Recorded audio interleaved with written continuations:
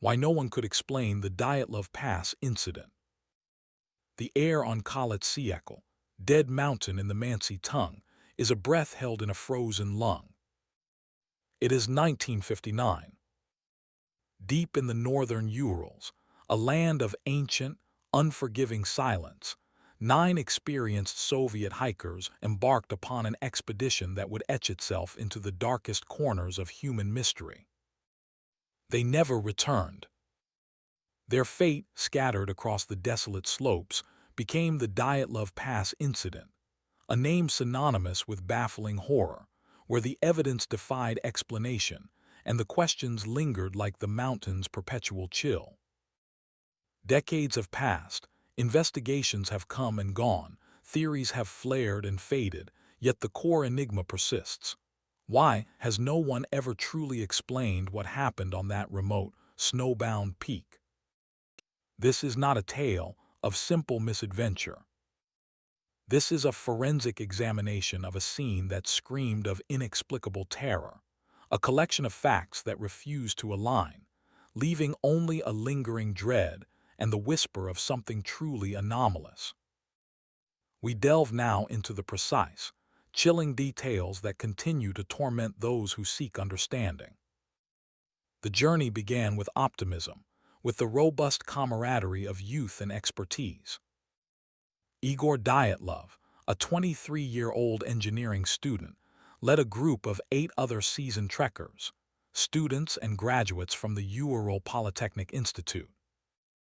Their faces, captured in grainy black and white photographs, beam with the confidence of mountaineers well versed in the harsh beauty of the Siberian winter. Their goal, to reach the summit of Otorten, another Mansi name translating ominously to "don't go there." These were not novices. They were proficient skiers, navigators, and survivors, carrying detailed maps and journals filled with observations, jokes, and the minutiae of their daily progress. Their last known point of vibrant humanity was a settlement named Vizhay, the last inhabited outpost before the wilderness swallowed them whole. From there, their path led them further into the isolation, their sleds cutting tracks through virgin snow. One of them, Yuri Yudin, was afflicted with sciatica and with heavy heart, turned back on January 28th. A decision that, though painful at the time, would prove to be his salvation. His last memory of his friends was their cheerful departure, their figures receding into the vast, white expanse, oblivious to the monstrous unknown awaiting them.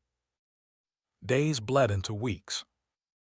The scheduled return date of February 12th passed unnoticed by the authorities, a testament to the casual nature of expedition reporting in those times.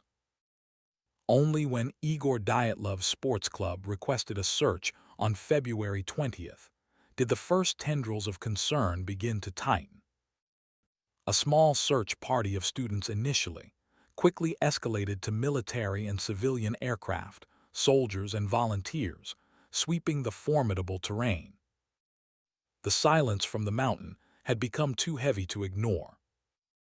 Then, on February 26th, an aerial search spotted a tattered tent, partially buried in snow, on the eastern slope of Khalat Siakal. What they found there would forever define the horror of the Dyatlov Pass. It was an abandonment so profound, so utterly illogical, it immediately defied all rational explanation. The tent, designed to shelter the 9 from the savage elements, had been cut open not from the outside, but from within asterisk. Inside everything remained: sleeping bags, coats, boots, food. All the vital equipment a group of experienced hikers would never willingly forsake in the deadly cold. The implications were immediate and chilling. Something had driven them out with such overwhelming force and terror that they fled into the unforgiving night, barely clothed, leaving everything behind. It was a scene of utter bafflement, the first definitive red flag that this was no ordinary tragedy. The search intensified, desperate figures, battling the relentless white expanse of Khalat Siakal. Weeks crawled by, the biting winds raking the plateau, before the first human forms were sighted, almost a kilometer and a half downhill from the torn tent, beneath a towering cedar tree. Here, the investigators encountered the second profound rupture in any logical understanding of the incident. Two hikers, Yuri Krivonishenko and Yuri Doroshenko, lay sprawled near the remnants of a small, pathetic fire. They were barefoot, clad only in their underwear, their outer garments stripped away and scattered nearby. Despite the sub-zero temperatures, estimated to be around -25 degrees Celsius, they had attempted to build a fire, its embers now long cold, the wood seemingly torn from the cedar itself, suggesting a panicked, frantic effort. Their bodies bore the unmistakable marks of hypothermia, but also unusual facial contusions, and their hands were raw, bruised, consistent with frantic climbing or struggle against something unseen. The discovery was baffling. Why would experienced mountaineers, facing certain death by exposure, abandon their warm clothing at the sight of a nascent fire? The immediate assumption of hypothermia as the sole cause of death felt inadequate, almost dismissive, in the face of such irrational behavior. Further up the slope, closer to the abandoned tent, the next three bodies were found, scattered across the snow, each progressively further from the cedar, as if attempting to return to the relative safety of their camp. Igor Dyatlov, the group's leader, was discovered first, his body pointing back towards the tent. Next, Zina Kolmogorova, her face frozen in an expression of anguish, her body similarly oriented. Finally, Rustam Slobodin, lying further up the incline. All three were underdressed, though more so than Krivonishenko and Doroshenko, wearing multiple layers but lacking crucial outer protection. Their deaths were attributed to hypothermia, yet Slobodin's autopsy revealed a small but significant skull fracture, a blow that, while not immediately fatal, could have incapacitated him and contributed to his demise. The patterns of their distribution suggested a desperate, staggered retreat, a futile struggle against an unseen terror and the encroaching cold. But the true nature of the horror was yet to be unearthed. It was not until May, more than 2 months later, as the deep snows of the Ural winter finally began to recede, that the final 4 members of the Dyatlov group were discovered. They were found deep within a ravine, buried beneath 4 meters of snow, in a scene that would forever haunt the memories of those who found them. Nikolai Thiboksbrignoles, Alexander Zolotaryov, Alexander Kolvatov, and Ludmila Dubinina. Their injuries defied all known explanation. Thiboksbrignoles had suffered a severe skull fracture, a brutal blow to the head that could only have been inflicted by immense force. Zolotaryov and Dubinina presented an even more gruesome picture. Massive internal chest trauma, their ribs fractured and crushed, akin to injuries sustained in a high-impact car crash. Yet there were no external wounds, no signs of a struggle that might account for such catastrophic damage. It was as if their bodies had been subjected to an extreme pressure wave. And then there was Ludmila Dubinina. Her injuries were the most disturbing of all. Beyond the crushed ribs, her tongue, eyes, and parts of her lips were missing, seemingly torn away. Forensic experts speculated on post-mortem scavenging by animals, yet the precise nature of the removals and the lack of other animal-related damage cast a chilling shadow of doubt. It was an act of mutilation that seemed almost ritualistic in its horror, defying any conventional explanation. As if to seal the macabre seal on this unfolding enigma, a final, confounding detail emerged from the forensic analysis. Traces of radiation were detected on some of the victims' clothing, specifically on Dubinina's trousers and Zolotaryov's sweater.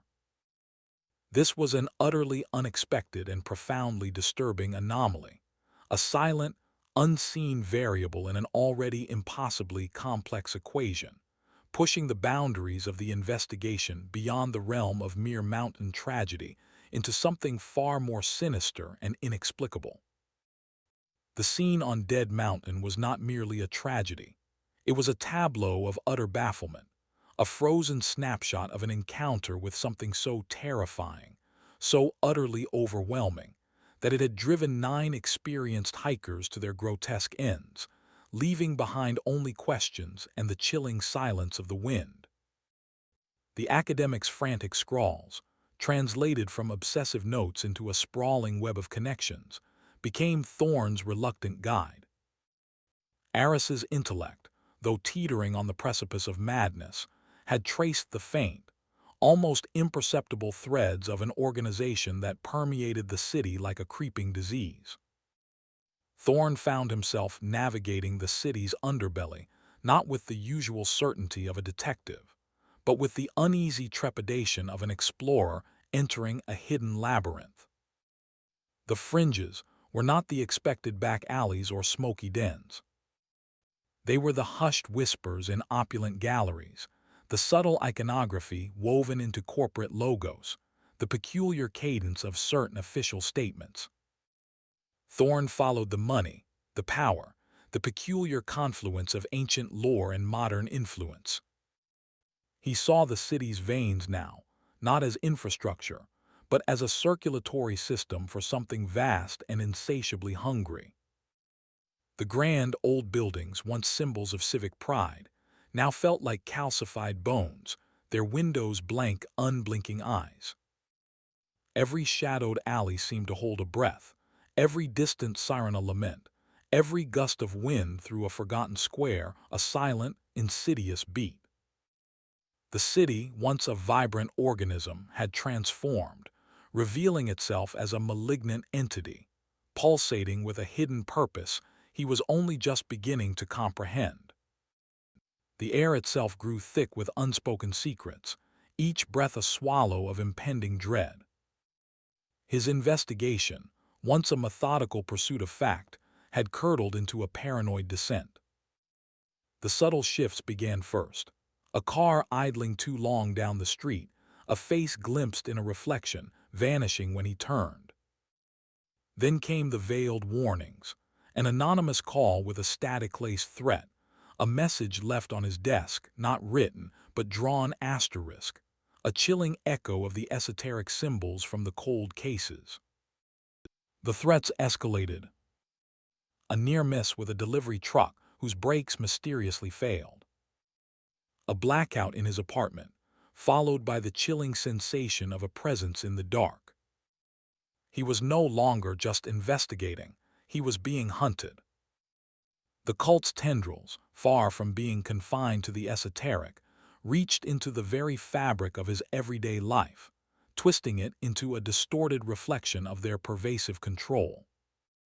He turned, as he always did in moments of profound isolation, to Elias Vance. Elias, a grizzled former city archivist with a photographic memory and an unshakable moral compass, had been Thorne's lifeline to the forgotten histories, the hidden municipal records.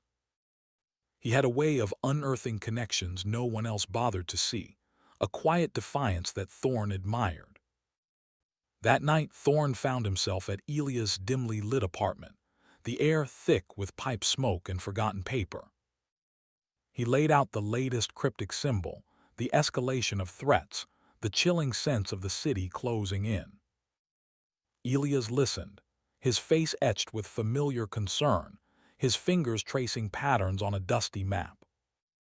"They're tightening the noose, Thorne," he'd rasped, his voice a low rumble. "You've rattled something ancient." The next morning, the news report was brief, clinical. A gas leak.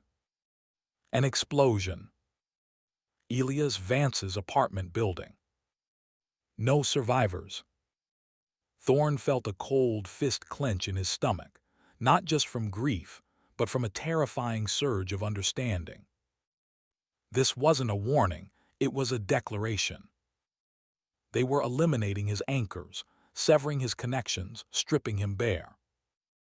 He was truly alone now, a solitary beacon in a sea of encroaching shadow, the weight of Ilya's silent sacrifice pressing down with crushing finality. His vulnerability was absolute. Driven by a desperate, guttural need for vengeance and answers, Thorn followed the last lead Elias had managed to whisper, a barely legible address scrawled on a napkin, referencing old city plans for a forgotten underground network. It led him not to a building, but to a hidden access point beneath a long-abandoned municipal park. The air grew damp and heavy with the scent of stagnant water and ancient stone as he descended into the catacombs, a sprawling, disorienting maze beneath the city's foundations. He moved through the darkness, his flashlight beam slicing through the oppressive gloom, revealing crumbling brickwork, forgotten conduits, and the chilling silence that only deep earth can hold. Then the glint of metal ahead. A flickering lantern. Voices hushed and reverent. Thorn flattened himself against a cold, wet wall. Two figures, robed in black, were huddled over a glowing console, its screen displaying a complex algorithm of symbols and coordinates. He crept closer, the frantic beat of his heart echoing in his ears. One of the robed figures spoke, their voice a low, guttural chant, translating the coded message projected on the screen. Thorn strained to hear, piecing together fragments through the echoing stone. The convergence, the I-nexus point, the hour is upon us, the sanctum for the summoning of the silent watcher. The words hung in the air, cold and definitive like a death knell. The innermost sanctum. The purpose, finally, horrifyingly clear. The cosmic horror that had claimed the forgotten, that had drawn him into this abyss, was not merely ancient, it was imminent. He had found the core, but in doing so, he had stepped into the maw of something beyond human comprehension. Thorn's entrance into the innermost sanctum was not a breach but a surrender. The ancient mechanism, precisely as described in the fragmented texts, yielded to his touch, a slow grind of stone on stone, revealing not an antechamber but a raw wound in the world. The air within was thick, heavy, not with dust but with a palpable pressure, like being at the bottom of a deep, dark ocean. It vibrated with a low, inaudible hum that set his teeth on edge, a frequency his human ears couldn't process, but his bones felt acutely. The architecture defied Euclidean logic. Walls curved inward at impossible angles, meeting ceilings that seemed to recede into an infinite, starless void. Pillars, hewn from a stone blacker than any he'd ever seen, twisted like petrified tendrils, supporting nothing visible yet bearing immense weight. In the center, a raised dais of the same obsidian material held a shallow basin, shimmering with a faint, viscous luminescence. Around it, cloaked figures stood in a silent, perfectly still circle, their faces obscured by deep hoods. Their stillness was more unsettling than any frenzy. The high priest stood at the basin, a figure of gaunt authority. His cowl was thrown back, revealing a face etched with fanatical devotion, eyes glowing with an unholy zeal. He was not chanting, but speaking in a guttural, resonant language that scraped against Thorn's sanity.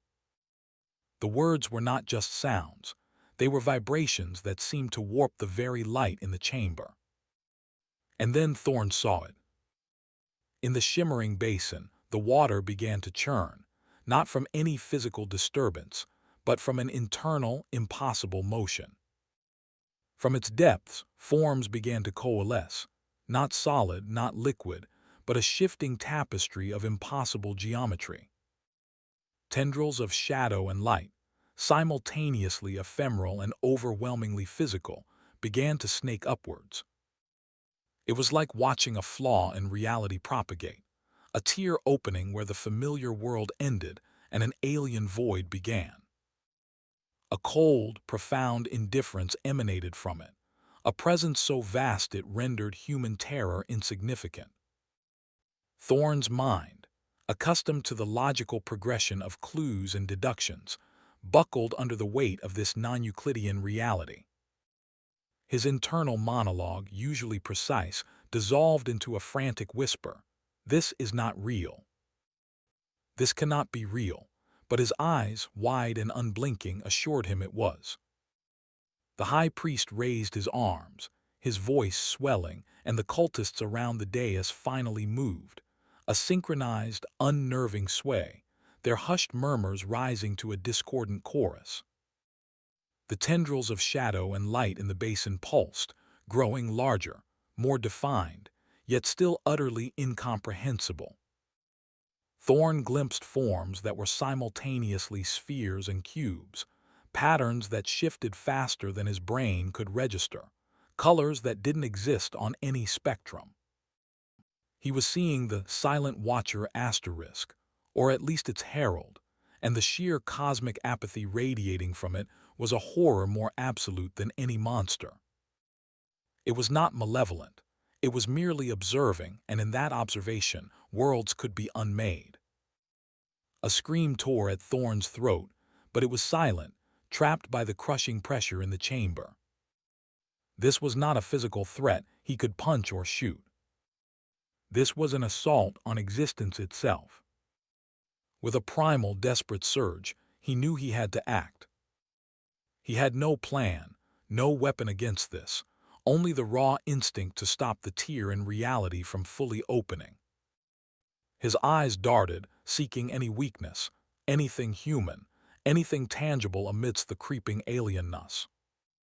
His gaze landed on the high priest, the conduit, the anchor. It was the only way. With a roar that was more animalistic than human, Thorne plunged forward, ignoring the shock of the cultists. He was not thinking, merely reacting, a final, desperate lunge against an impossible, encroaching doom. He launched himself at the high priest, disrupting the ritual in a surge of pure, unadulterated madness. He struck, a frantic, flailing blow, shattering the priest's concentration, sending him stumbling back towards the basin. The basin itself bucked, the impossible shapes within recoiling, collapsing in on themselves with a silent, jarring implosion that echoed only in Thorne's skull. The surge of cosmic energy flickered, receded, like a vast, inhuman eye blinking shut. The reprieve was momentary, a fractured breath in the chaos.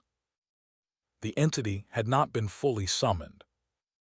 The veil had been torn, but not ripped apart. Yet Thorne had seen enough. The indelible image of that observing, indifferent geometry was burned into his psyche, a knowledge too terrifying to ever articulate, a silent scar on his soul. The world he knew was forever changed, imbued with a truth that no one could explain, a horror that merely waited, watching from the periphery of perception. He scrambled back, the cultists now swarming him, but their attacks felt distant, irrelevant. He had glimpsed the true why, and it was a question beyond human words. He had to escape, not just for his life, but to keep that unutterable truth from fully consuming him.